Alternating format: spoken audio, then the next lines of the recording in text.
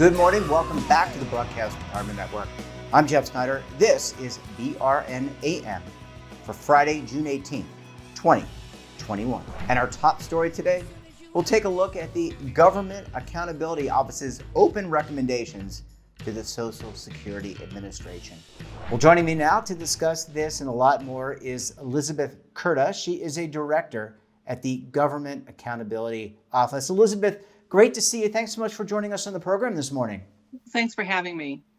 Yeah, it's great to talk to you and other members of our government. And look, I need a little bit of a civics lesson. I can't speak for the rest of the audience, but let me ask you, who or what is the Government Accountability Office? And I just note on behind you that GAO is 100 years old. So congratulations to the organization. But who or what is the GAO?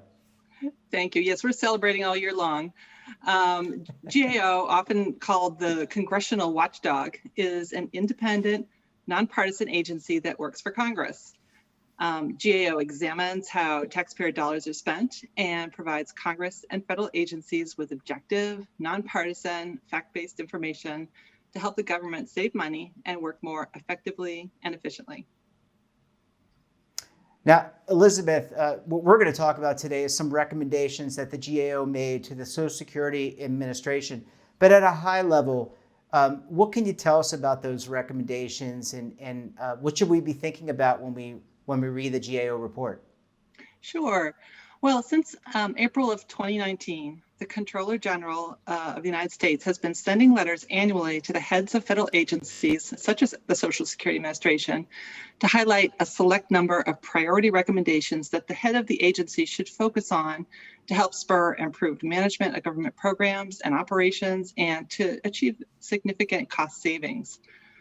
The 4 priority recommendations in our June of 2021 letter that just was issued are designed to encourage SSA's commissioner to focus on the most important challenges we have identified, such as ensuring the integrity of SSA's programs and also protecting the vulnerable beneficiaries that it provides services to. And Elizabeth, I guess I should ask you this question that kind of couples in nicely with who is the GAO, but we're here talking about SSA, Social Security Administration, but your organization and yourself, you regularly work with different governmental agencies. So you mentioned you're the nonpartisan watchdog, if you will, on behalf of the American people, but you're working regularly with other agencies as well. That's right. We work with agencies across the federal government. We basically look at wherever the money is being spent. That's where we go to do our audits. And I could tell you a little bit about how we work with agencies. That'd be great. I think it'd be good for me and the rest of the folks out there listening to hear. Sure. GAO's work is done typically at the request of congressional committees or subcommittees. And then sometimes our reports are statutorily required by a public law that's passed. When we initiate our reviews of executive agencies, we first notify the agency about the work that we're going to be doing and the steps we plan to take in carrying it out. Often our audits involve, for example, interviewing agency officials and staff responsible for administrating the programs under review. We review agency plans and policies and procedures, and we also analyze data collected by the agency. That's just a few examples. After we have conducted our analysis, we present our findings to the agency and we give them an opportunity to review and comment on our draft report. And we publish those comments in our reports at the end. If we make recommendations for the agency, we follow up with the agency for a minimum of 4 years after we make the recommendation to track the agency's progress in implementing the recommendation. And at least annually, we publish updates to the agency's responses to our recommendations on our website. So you can always find those updates by looking at the recommendations tab on our website for each report we publish. And for the benefit of the audience, is the website, is that gao.gov? Would that be where I find the information? That's correct. Okay, good. And we'll probably put that, it's probably right down here as we're talking. Okay, so let's focus on this recent report, and I think you talked about some of this, but what are some of the key areas that this report focuses on, I know you mentioned about ensuring integrity and kind of looking at some of the maybe the vulnerabilities of the system, but just broadly, more broadly speaking, at a high level, what is this report really focused on? Well, in this year's priority recommendation report, we included 3 recommendations that focused on improving program integrity and 1 that focuses on protecting vulnerable populations.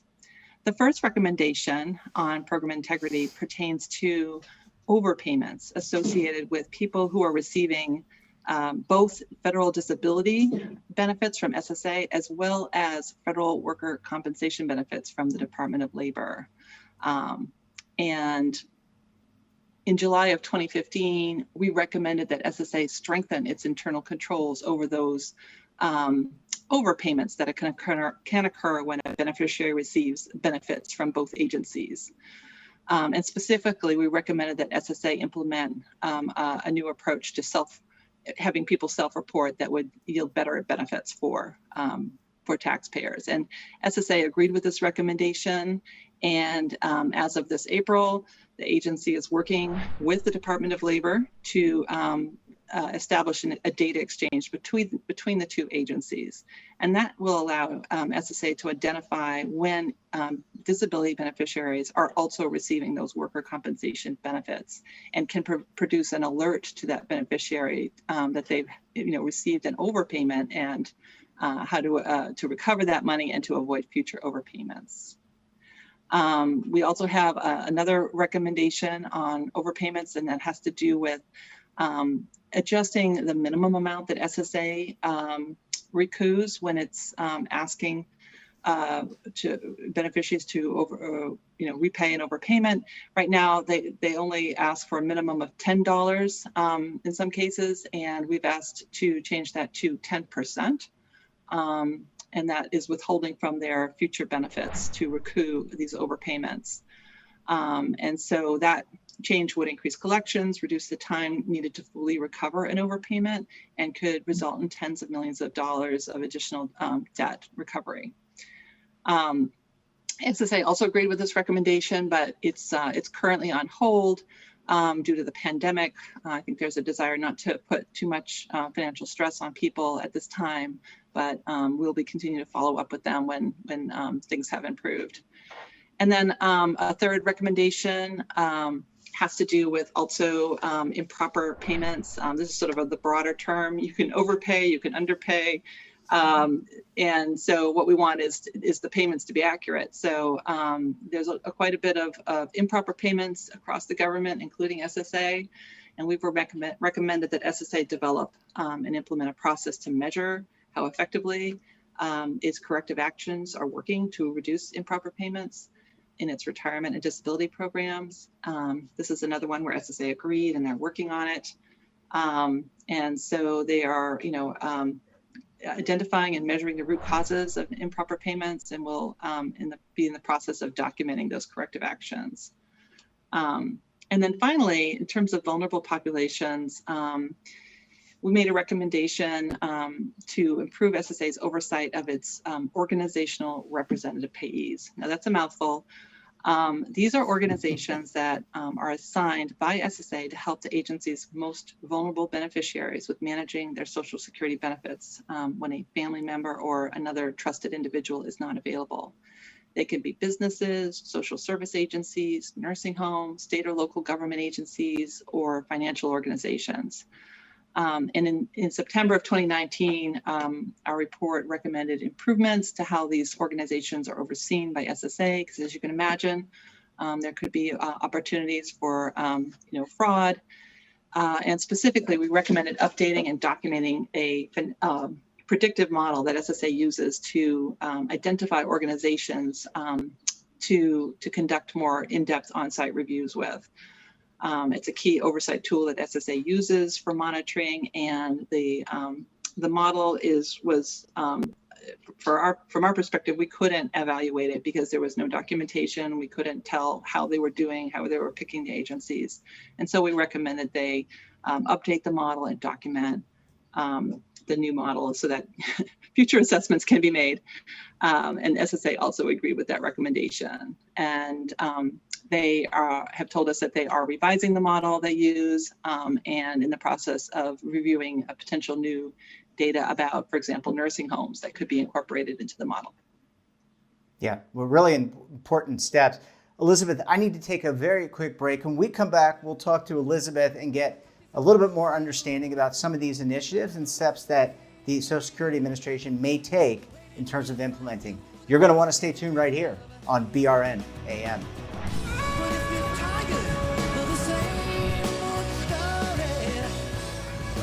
Imagine a new television network that will make you richer, healthier, and in control of your financial future.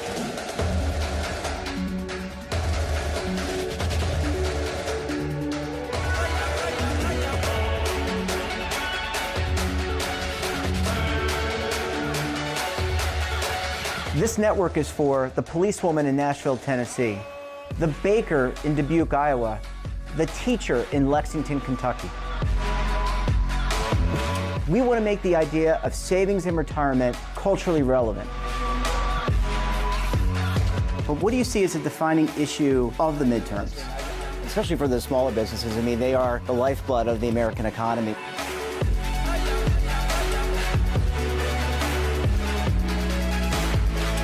Featuring exclusive interviews, current affairs, and docuseries. 33 years old, you retired early. The philosophy is money only matters if it helps you live a life that you love. But you got to start thinking about retirement as soon as you get in. The Broadcast Retirement Network will drive very high engagement with premium partnerships. So this isn't retirement and savings for your parents or grandparents. This is for all Americans. And we're going to change the way you think about money.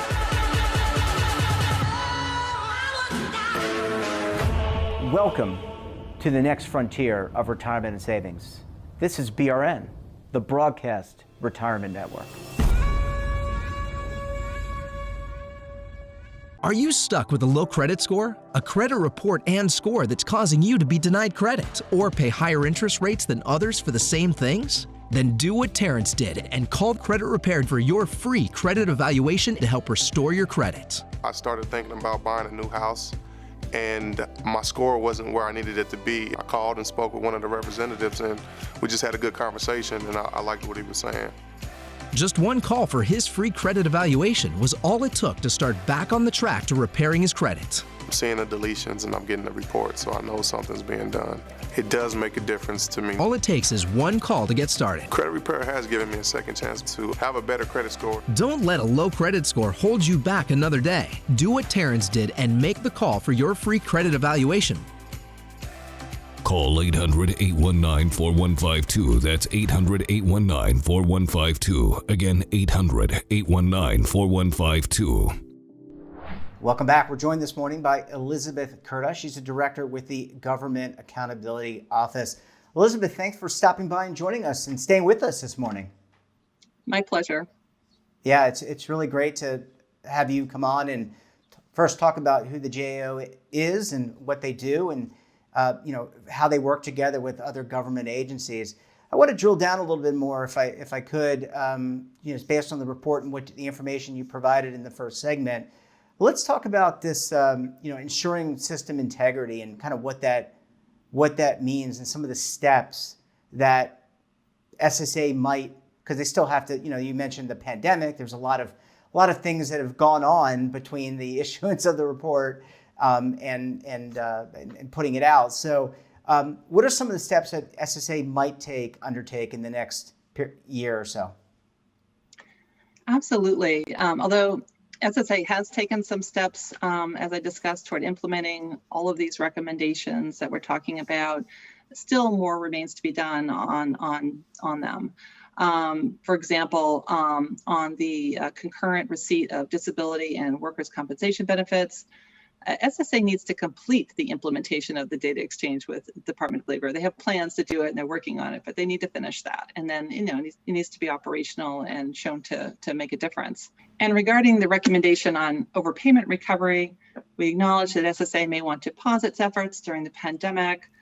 However, efforts shouldn't be permanently halted because this recommendation can promote equity by minimizing the effect on beneficiaries receiving the lowest monthly benefits while also promoting quicker debt recovery.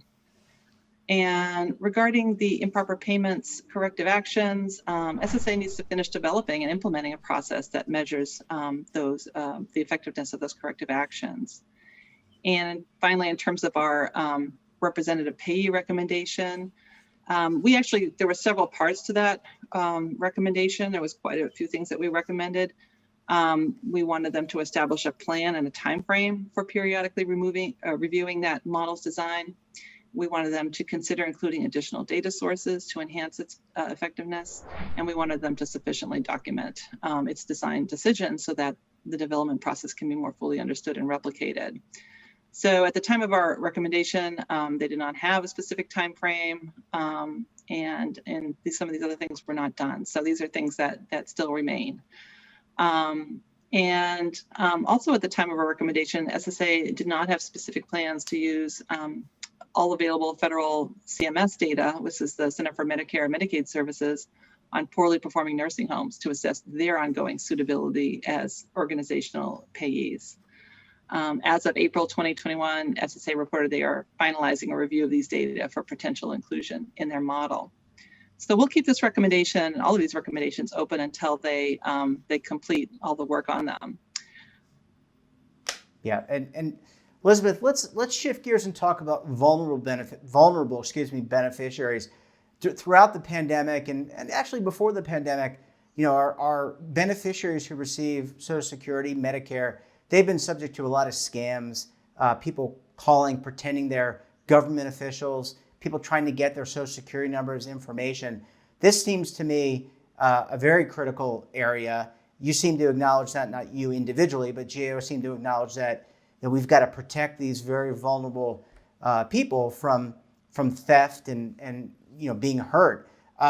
What about some steps there? What are we looking for from SSA to kind of protect this population of people, which is growing, by the way? Sure. Well, aside from these 4 very important priority recommendations, we're going to continue to track SSA's efforts on all of the outstanding recommendations that we have made. And there are 59 that are outstanding, have not yet been fully implemented. And so we'll continue to track those for a minimum of 4 years, and sometimes beyond that if they have not been implemented. And we think, there's still something that could be done. We also track a number of challenges that we list in that we do an annual report on what we call duplication, overlap, fragmentation, and cost savings. This involves additional recommendations to assess for SSA to address things like overpayments and debt recovery. And we also have a report we issue every 2 years on the highest risk issues. And SSA has been on that list since 2003 for its disability programs, both in terms of its ability to process claims timely, both initial claims and appeals when those claims are denied, as well as modernizing the criteria it relies on to decide who is eligible for disability benefits. And then we have quite a few ongoing reviews of SSA that cover a variety of issues. For example, most recently, we are looking at how the pandemic has affected SSA's service delivery. And as you can imagine, it's a time, I think, when we're all a little more vulnerable because of scams and things that are out there. So that'll be something we'll be interested in seeing how SSA is addressing those kinds of things.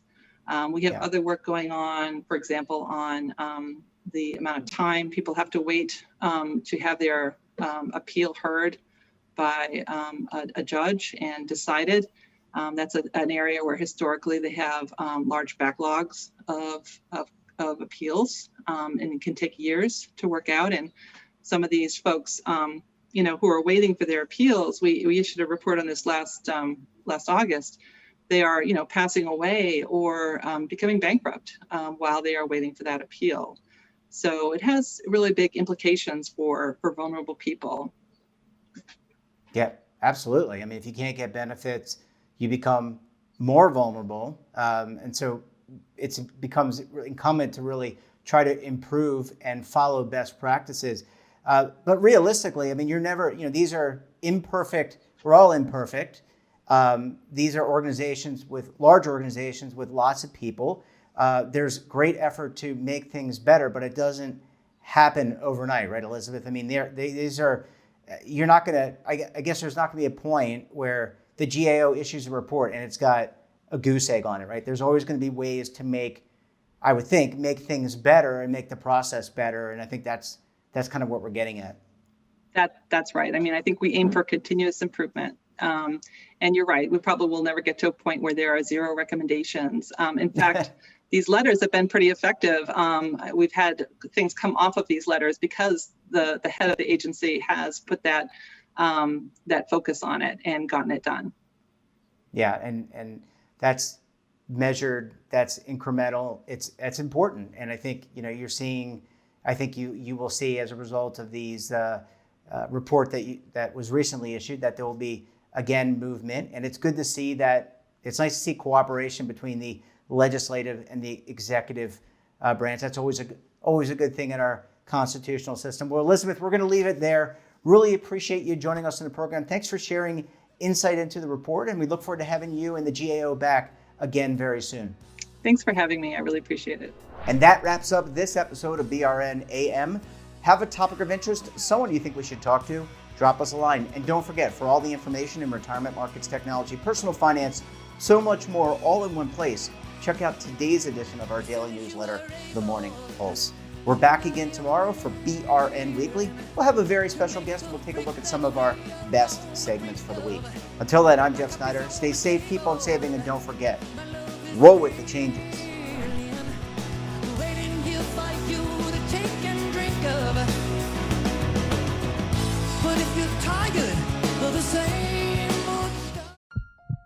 Are you being audited and do you owe the IRS $10,000 or more in back taxes? Is the IRS threatening to take more of your money? Don't fight the IRS alone. The Tax Doctor is here to help you negotiate your tax bill and reduce your stress. The IRS can freeze your assets and seize your bank accounts, but you can stop these IRS actions. The Tax Doctor will work with you using our years of experience to represent your case to help you get the best resolution under the IRS guidelines. Help is here to deal with the IRS to reduce your stress. We've handled thousands of cases, so we know what we're doing. If you owe $10,000 or more in back taxes, do not call the IRS alone. Call a Tax Doctor now for a tax emergency analysis. Call 800-224-6439.